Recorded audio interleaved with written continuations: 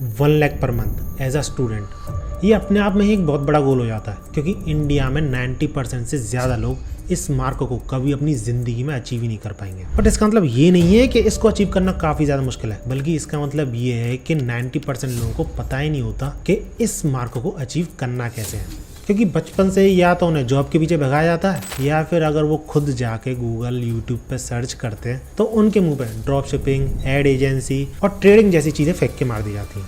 अब मैं ये नहीं कह रहा कि ये तरीके बेकार है, इनसे अर्निंग नहीं होती, नहीं।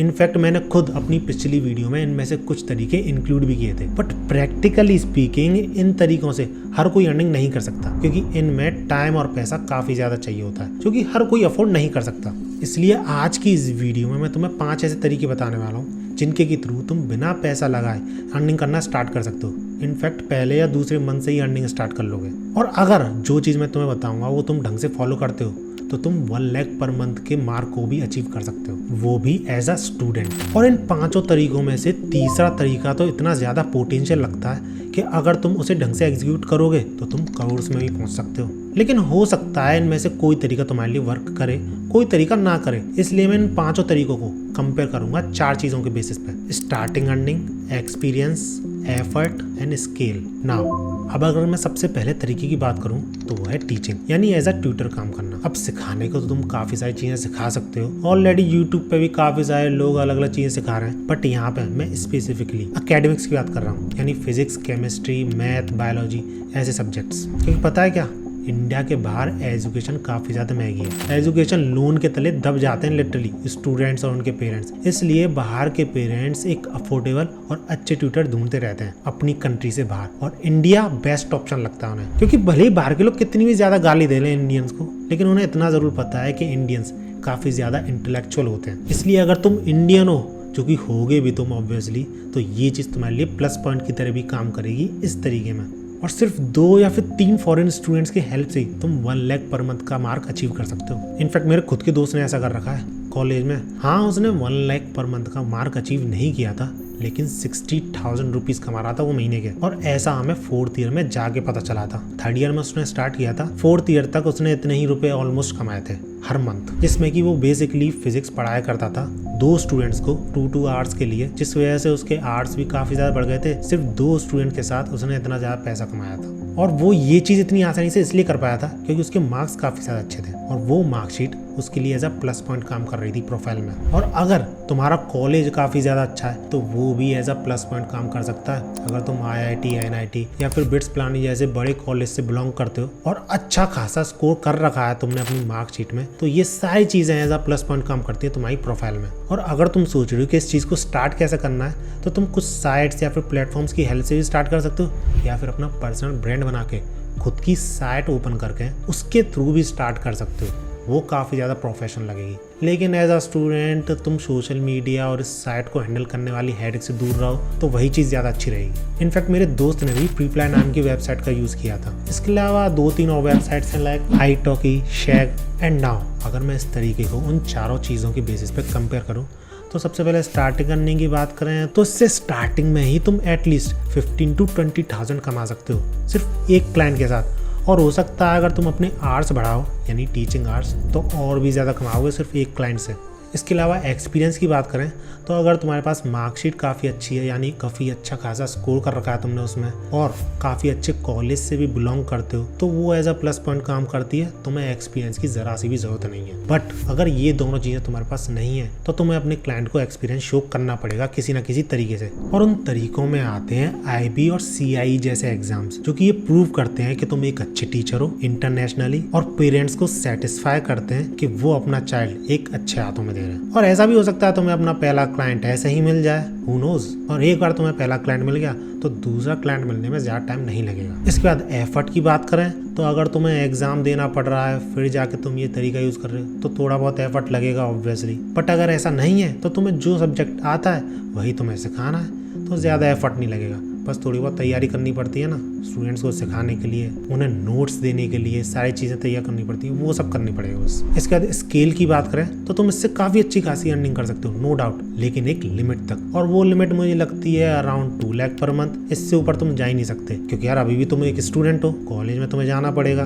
मिनिमम अटेंडेंस तुम्हें पूरी करनी पड़ेगी, तो ज़्यादा टाइम तुम निकाल नहीं पाओगे, इसलिए तुम इससे ऊपर नहीं जा सकते। इसके बाद अगला तरीका ऐसा है जिसमें कि ना ही तुम्हें ज़्यादा टाइम देना है, ना ही ज़्यादा एफर्ट लगाने हैं और ना ही ज़्यादा झंझट है उसमें। मैं बात कर रहा हूँ सेलिंग या नोट्स की। Specially 9th 10th 11th 12th इन क्लासेस के नोट्स काफ़ी अच्छे अमाउंट में सेल होते हैं ऑनलाइन। अगर तुम टॉपर रह चुके इनमें से किसी क्लास के, यानी तुम्हारे एटलीस्ट 90% से ऊपर तो मार्क्स आने ही चाहिए। और इसके अलावा अगर तुम्हारी हैंड राइटिंग भी अच्छी है तो ये भी एक प्लस पॉइंट की तरह काम करता है, क्योंकि यार डॉक्टर वाली हैंड राइटिंग में कौन ही पढ़ना पसंद करेगा तुम्हारे नोट्स को, भले ही तुम टॉपर रह चुके हो। इसके अलावा अपने नोट्स के साथ तुम एक प्लानर भी प्रोवाइड कर सकते हो एज अ कॉम्प्लीमेंट, क्योंकि फ्री की चीज़ इंडियंस को काफ़ी ज़्यादा पसंद आती है। इससे तुम्हारी जो सेलिंग पावर है, सेल्स जो है तुम्हारे नोट्स की, वो काफ़ी ज़्यादा बढ़ जाएगी। और ये प्लानर बेसिकली ये एक्सप्लेन करेगा कि तुम्हें किस किस तरीके से इन नोट्स को पढ़ना है और कब कब पढ़ना है, कितना पढ़ना है, क्या टॉपिक कितना ज़्यादा इंपॉर्टेंट है और कितनी बार रिवाइज करना है, ये सारी चीज़ें। क्योंकि अगर तुमने टॉप किया है तो ये सारी चीज़ें तुम्हें पता होंगी। और हाँ, अगर तुम टॉपर नहीं हो तो भी तुम इस तरीके का यूज़ कर सकते हो, क्योंकि तुम्हारे आसपास तो कोई होगा टॉपर, उसके नोट्स लेके डाल दो। आफ्टर डेट इसकी स्टार्टिंग अर्निंग की बात करें तो ऑब्वियसली पिछले तरीके से इसमें थोड़ी कम अर्निंग होती है, क्योंकि वहाँ तुम एक घंटे के 10 से 15 डॉलर ले रहे थे एक स्टूडेंट से, अगर वो फॉरेनर है तो। और वहीं यहाँ पर तुम्हें सिर्फ एक सेल्स के 100-150 रुपए मिलते हैं। लेकिन इंटरेस्टिंग चीज़ पता है क्या, इसमें एक्सपीरियंस की बिल्कुल भी जरूरत नहीं है। अगला इसका एफर्ट, इसकी भी कोई ज़रूरत नहीं है। बट इसके बावजूद अगर तुम्हारे नोट्स 100, 200 या फिर 1000 स्टूडेंट्स भी खरीद लेते हैं ना, तो तुम आसानी से इस मार्क को टच कर सकते हो, यानी 1 लाख पर मंथ वाले को। पर मंथ वाले को नहीं कर पाओगे ऑब्वियसली, क्योंकि हर महीने कौन ही खरीदेगा इतने। बट हाँ, अगर पहले 1 लाख कमा लेते हो तुम इस तरीके से, तो वो भी कम थोड़ी है, वो भी बिना टाइम लगाए, बिना एफर्ट लगाए। तुम्हें सिर्फ कुछ वेबसाइट्स पे जाना है, स्टूविया, स्टडी पूल, कोर्सेरो, और अपने नोट्स जाके अपलोड कर देने हैं। दैट्स इट, सिर्फ इतना ही करना होता है। इतना से एफर्ट में अगर तुम इतने पैसे कमा सकते हो, 10, 20, 30 हज़ार तक भी, तो भी वो कम थोड़ी है। एंड नाउ अगला तरीका, जिसके की बारे में मैंने स्टार्टिंग में बात भी की थी, जिसमें कि इतना ज़्यादा पोटेंशियल है कि वो करोड़ तक रेवेन्यू भी पहुंचा सकता है तुम्हारा, वो है स्टार्टिंग अ सैस ऐप, या फिर बोलूँ सैस बिजनेस, जिसमें कि तुम एक सॉफ्टवेयर प्रोवाइड करते हो as a service.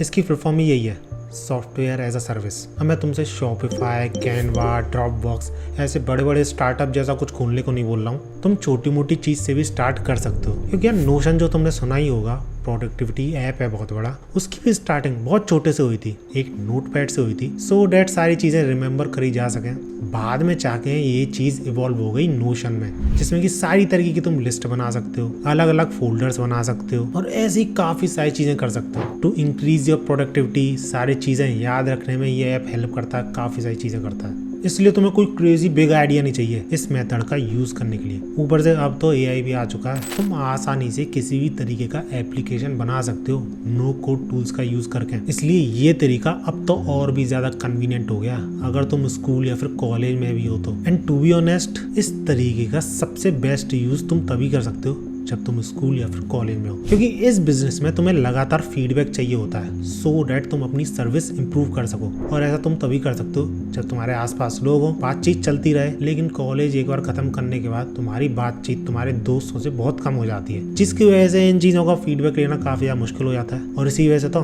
Canva, Shopify, Dropbox, notion, ये सारे स्कूल या फिर कॉलेज से स्टार्ट हुए थे। हाँ, बाद में चल के उन्होंने ड्रॉप आउट किया था कुछ लोगों ने, बट स्टार्टिंग वहीं से हुई थी। लेकिन इस मेथड का यूज करने के लिए तुम्हें एक आइडिया चाहिए, और वो आइडिया कुछ भी हो सकता है, डेली प्रॉब्लम्स को सॉल्व भी कर सकता है, छोटा मोटा आइडिया हो, कोई दिक्कत नहीं है। उसे इन दो चीजों में से एक चीज तो करनी चाहिए, या तो तुम्हारे कस्टमर का टाइम बचाए, या फिर उनकी लाइफ कन्वीनियंट बनाए, या फिर इन दोनों चीजों को करे। और अगर इस सब के बाद तुम अपना सॉफ्टवेयर फ्री में देते हो, एटलीस्ट स्टार्टिंग में, बाद में कोई प्रो वर्जन निकाल सकते हो, तो तुम्हारी काफ़ी ज़्यादा और काफ़ी जल्दी से ग्रोथ हो सकती है। और इस तरीके का तो बहुत तगड़ा एग्जांपल अभी रिसेंटली भी आया है। दुराटी का जो एआई ऐप है ना, फिएस्टा, वो भी इसी मॉडल पे काम करता है। उसने बेसिकली खुद का एआई मॉडल तो बनाया नहीं है दुराटी ने, बस उसने दूसरे मॉडल्स का यूज़ किया है और उनको एक साथ ला दिया है, और वो सारे मॉडल्स एक साथ तुम्हारी क्वेरी को आंसर करते हैं। एंड यही चीज़ वो एज अ सर्विस प्रोवाइड कर रहा है, और इसी चीज़ के वो तुमसे पैसे चार्ज भी कर रहा है। एंड नाउ अब इस तरीके को उन 4 चीज़ों के बेसिस पे कंपेयर करें तो अब स्टार्टिंग अर्निंग इसकी काफ़ी ज़्यादा वेरी करती है। हो सकता है तुम अपनी सर्विस 200 या फिर 300 रुपये में प्रोवाइड करते हो सकता है कि 2 या फिर 3,000 रुपये में प्रोवाइड करो। इट डिपेंड्स कि तुम क्या सर्विस प्रोवाइड कर रहे हो, कितनी ज़्यादा उसकी डिमांड है और कितनी बड़ी प्रॉब्लम वो सॉल्व कर रही है। इसके बाद एक्सपीरियंस की बात करें तो अगर तुमने कोई सिंपल सर्विस बेस्ड सॉफ्टवेयर बनाया तो उसमें कोई ज़्यादा एक्सपीरियंस की ज़रूरत नहीं है, तुम्हारी कोडिंग स्किल्स की कोई भी ज़रूरत नहीं है। एआई सब कुछ संभाल लेगा। नो कोड टूल्स का यूज़ करके तुम आसानी से किसी भी तरीके की वेबसाइट बना सकते हो जो कि कोई सर्विस प्रोवाइड करती है। या फिर ये भी हो सकता है कि तुम्हारे माइंड में कोई ऐसा आइडिया है जिसमें कि कोडिंग स्किल्स लग रही हैं, तो वहाँ पे तुम्हें सीखने की ज़रूरत पड़ सकती है या फिर किसी को हायर करने की ज़रूरत पड़ सकती है। लेकिन ज़्यादातर केसेस में बिना किसी के हायरिंग करे तुम नो कोड टूल्स का यूज़ करके ऐसा कर सकते हो। इसके बाद एफर्ट की बात करें तो काफ़ी ज़्यादा एफर्ट लगता है इसमें। अकेले बहुत कम लोग कर सकते हैं। इनफैक्ट तुम कर ही नहीं पाओगे अगर तुम्हारा सॉफ्टवेयर काफ़ी बड़ा है, क्योंकि एक तो सॉफ्टवेयर या फिर बोलो वेबसाइट को बनाने का एफर्ट लगेगा, उसके बाद उसको मेंटेन करने का एफर्ट लगेगा, उसके बाद नए नए ऑफर नए नए फीचर्स लाने में एफर्ट लगता है। तो ये अकेले बंदे का काम नहीं है, एक टीम मिलके ही ऐसा कर सकती है। हाँ, स्टार्टिंग तुम अकेले कर सकते हो जैसा कि मैंने बताया एआई टूल्स का यूज़ करके, बट एट द एंड तुम्हें टीम की ज़रूरत पड़ेगी ही पड़ेगी। इसके बाद स्केल की बात करें तो मैंने तुम्हें स्टार्टिंग में बता दिया था, ये स्टार्टअप लेवल मेथड है जिस वजह से ये करोड़्स में जा सकता है। और अगर तुम्हें डिटेल में वीडियो चाहिए कि आखिर प्लानिंग कैसे करी जाती है, किस तरीके से ये एप्लीकेशंस बनाए जाते हैं, कहाँ से तुम्हें चीज़ें देखनी है, कैसे तुम्हें मार्केट रिसर्च करनी है, ये सारी चीज़ें अगर तुम्हें जाननी है तो लेट मी नो इन कमेंट्स, उस पर वीडियो में लाऊंगा। इसके बाद अगला तरीका आता है ग्रो अदर बिजनेसेस, जिसमें कि तुम एज अ बिजनेस ओनर दूसरे बिजनेसेस की हेल्प करते हो ग्रो होने में। और इस तरीके में सारी तरीके की एजेंसीज आती है जितनी भी तुमने आज तक सुनी है, फिर चाहे वो एड एजेंसी हो, सोशल मीडिया एजेंसी हो, या फिर एआई एजेंसी हो, मार्केटिंग एजेंसी हो, एटसेट्रा। एंड ऑब्वियसली तुम्हें स्टार्टिंग से ही बहुत सारे लोग हायर करने की जरूरत नहीं है। अगर तुम कोई एजेंसी खोलना चाहते हो, दूसरे बिजनेसेस के लिए काम करना चाहते हो, तुम्हें सिर्फ एक ज़रूरतमंद बिजनेस ओनर के पास जाना है, उसकी एक प्रॉब्लम सॉल्व करनी है, उसकी लाइफ को कन्वीनियंट बनाना है, और ऐसा करके जो तुम उसे सर्विस प्रोवाइड कर रहे हो उसके लिए चार्ज करना है। एंड जो भी चीज़ तुम कर रहे हो अगर वो चीज़ हेल्प करती है उस बिजनेस ओनर को, तो वो बिजनेस ओनर तुम्हारा ही मार्केटिंग टूल बन जाएगा। अपने दोस्तों से बोलेगा, उसके दोस्त भी ऑब्वियसली सेम फील्ड में बिजनेसेस ओन करते होंगे, एंड उसी के थ्रू तुम्हारे पास और क्लाइंट्स आएंगे। और एक बार क्लाइंट्स आना शुरू हो जाते हैं तो तुम धीरे धीरे करके लोगों को हायर करना शुरू कर सकते हो और इस तरीके से एक एजेंसी फॉर्म कर सकते हो। और अगर तुम्हें समझ में नहीं आ रहा कि तुम्हें क्या करना चाहिए, कैसी सर्विस प्रोवाइड करनी चाहिए, तो तुम लिंक्डइन पे जाके, इंस्टाग्राम पे जाके अलग अलग तरीके के अलग अलग निश के बिजनेस ओनर को फॉलो कर सकते हो और ये देख सकते हो कि उन्हें क्या प्रॉब्लम्स आ रही हैं और उन प्रॉब्लम्स को सॉल्व करने के लिए तुम क्या कर सकते हो, अपनी सर्विस उनके डीएम में पिच कर सकते हो। अब ऐसा करने के लिए तुम्हें बहुत बड़े बिजनेस ओनर को भी फॉलो नहीं करना है, बहुत छोटे को भी नहीं करना है, एक ठीक ठाक स्टार्टअप टाइप फाउंडर को फॉलो करना है जो कि अर्ली स्टेज में नॉर्मल बिजनेस है, ठीक ठाक कमा रहा है। क्योंकि ऐसे बिजनेसेस जल्दी स्केल करने के लिए छोटी मोटी चीज़ों को कट ऑफ कर देते हैं जिससे कि उनके फाइनेंसेस बच सकें और जब जिस चीज़ की नीड हो तभी वो उस चीज़ का यूज़ करें। क्योंकि तुम खुद ही सोचो, जो एड एजेंसीज चल रही हैं फेसबुक एड्स वाली, वो चीज़ें कंपनी खुद नहीं कर सकती, ऑब्वियसली कर सकती है, लेकिन उसके लिए अलग से टीम हायर करनी पड़ेगी, अलग से लोग हायर करने पड़ेंगे, अलग से मैनेजमेंट बनाना पड़ेगा, उसमें काफ़ी खर्चा आता है, इसलिए वो बाहर की एजेंसी को ही दे देती है काम। सेम चीज़ सोशल मीडिया के साथ है, सेम चीज़ मार्केटिंग के साथ है, सारी चीज़ें एक जैसी हैं। स्पेशली इस टाइम तो ज़्यादातर बिजनेस ओनर्स की नज़र एआई पे रहती है कि आखिर कैसे वो एआई का यूज़ करके अपने टास्क को जल्दी से जल्दी ख़त्म कर सकते हैं, अपनी इफ़िशियंसी को बढ़ा सकते हैं और कम से कम टाइम में ज़्यादा से ज़्यादा काम कर सकते हैं। अब हो सकता है उस बिज़नेस ओनर को ऐसा करना ना आता हो, लेकिन अगर तुम्हें आता है तो यही चीज़ तुम उन्हें पिच कर सकते हो कि आखिर वो कैसे तुम्हारी हेल्प कर सकते हैं और भी ज़्यादा एफिशिएंट बनने में। खैर, इसके बाद अगर हम कंपैरिजन करें तो सबसे पहला स्टार्टिंग अर्निंग इसकी होती है around 10 to 50,000 depending on client and depending on your work कि तुम क्या काम कर रहे हो, कैसी सर्विस प्रोवाइड कर रहे हो। इसके बाद एक्सपीरियंस, उसकी कोई ज़रूरत नहीं है, यानी कोई तुम्हें सर्टिफिकेट दिखाने की ज़रूरत नहीं है कि तुम्हें इतना एक्सपीरियंस है, बस अपना वर्क शो कर दो।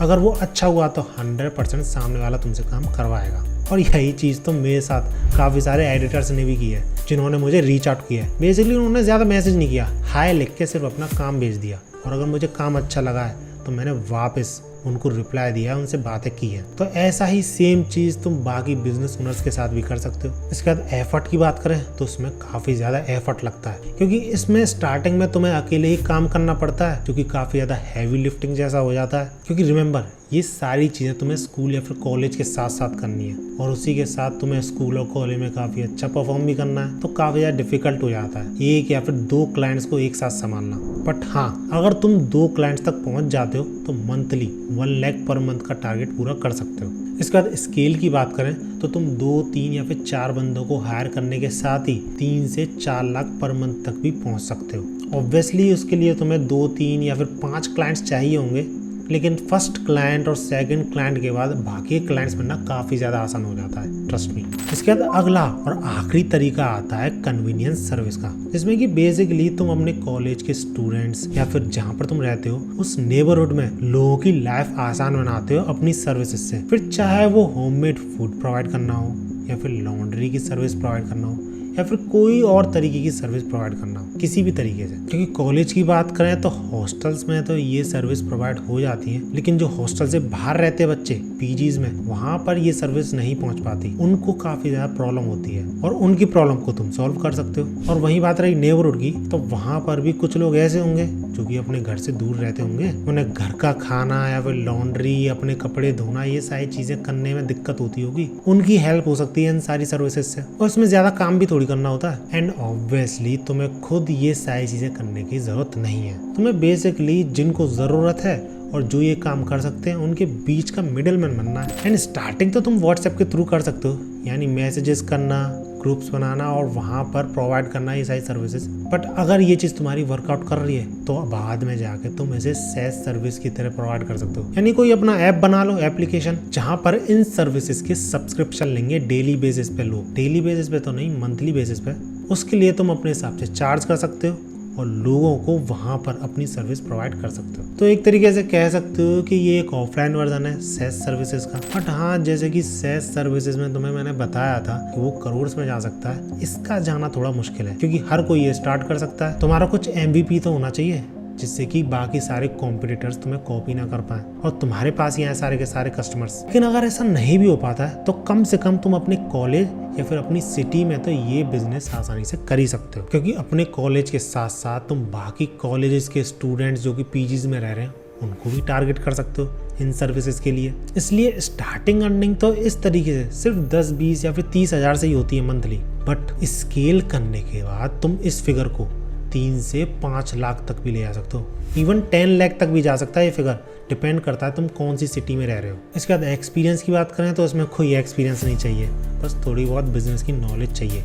ऑपरेशन कैसे करना है, इन सारी चीज़ों को मैनेज कैसे करना है, इसकी नॉलेज चाहिए। एंड आफ्टर दैट एफर्ट की बात करें तो इसमें एफर्ट बहुत ज़्यादा नहीं लगता है, स्टार्टिंग में थोड़ा बहुत लगेगा, बट इसमें कंसिस्टेंसी काफ़ी ज़्यादा इंपॉर्टेंट है, क्योंकि अगर तुम कंसिस्टेंट नहीं रहे तो तुम्हारा कस्टमर तुम्हारे साथ जुड़ा नहीं रहेगा, और अगर तुम्हारे साथ कस्टमर तुम्हारा जुड़ा हुआ नहीं है, तुम्हारी सर्विस उसे अच्छी नहीं लग रही, तो तुम ग्रो कर ही नहीं पाओगे। और इस तरीके को तो मेरा एक स्कूल का दोस्त था जो कि पढ़ाई में काफ़ी ज़्यादा बुरा था, कॉलेज भी शायद उसने बीच में ही छोड़ दिया था, वो इस तरीके को फॉलो कर रहा है। इनफैक्ट जब मैं कॉलेज में था बंदा 50,000 रुपये कमा रहा था महीने के। एंड ऑब्वियसली ये चीज़ उसने अकेले नहीं करी, उसकी फैमिली ने भी काफ़ी ज़्यादा सपोर्ट किया था, काफ़ी ज़्यादा सपोर्टिंग फादर थे उसके, लेकिन स्टिल उसने खुद अपने बलबूते पे ये सारी चीज़ें करी हैं। तो तुम क्यों नहीं कर सकते?